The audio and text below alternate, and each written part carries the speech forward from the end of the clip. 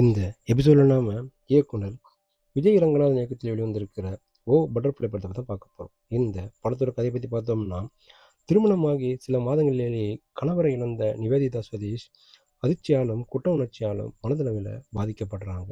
தன்னை சுற்றியிருப்பவர்கள் பாதிக்கப்படுவதற்கும் தானே காரணம் என்று எண்ணும் அவர் தற்கொலை முயற்சிக்கும் நிலைக்கும் தள்ளப்படுறாரு. அந்த நேரத்தில் துறவரம் பூண்ட அவரது சகோதரி லட்சுமி பிரியா அவரை ஆறுதல் கூறி உண்மையை புரிய வைக்கிறாங்க.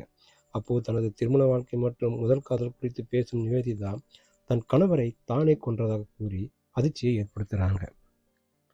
நிவேதிதா சதீஷ் கணவரை கொன்றதாக சொல்ல காரணம் என்ன, அவரது கணவர் இறப்பின் உண்மை என்ன, இதாங்க இந்த படத்தோட மீதி கதை.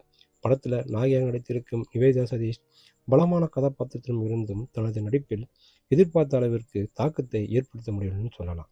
காதல் மற்றும் கணவரிடையே சிக்கிக்கொள்ளும் ஒரு பெண்ணின் மன அழுத்தத்தை வெளிப்படுத்த வேண்டிய இடங்களில் சிறப்பான நடிப்பை வெளிப்படுத்தியிருக்காங்க. ஆனால் உண்மை வெளிவரும் முக்கியமான தருணங்களில் அவர் வெளிப்படுத்த வேண்டிய பதற்றம், பயம் போன்ற உணர்வுகள் குறைவாக இருப்பதால் அந்த காட்சிகளில் தாக்கம் குறைந்து விடுது. நிவேதிதாவின் முன்னாள் காதலனாக சிவி சந்திரன் மற்றும் கணவராக அதுல் நடிச்சிருக்காங்க. இருவரும் தங்களது கதாபாத்திரங்களுக்கு தேவையான அளவில் நடிச்சிருக்காங்க.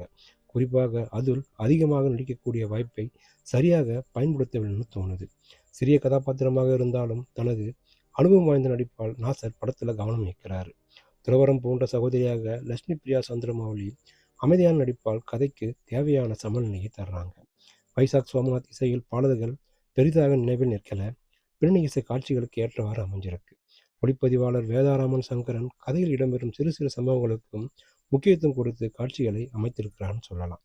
மனித வாழ்க்கையில் பல சம்பவங்கள் தற்செயலாகவே நடக்கின்றன என்பதை சொல்லியிருக்காரு இயக்குனர். ஆனால் அனைத்து தரப்பு பார்வையாளர்களுக்கும் எளிதாக புரியும் வகையில் சொல்லாமல் மிகவும் மெதுவாக திரைக்கதை நகர்த்தி இருப்பது பலவீனம்.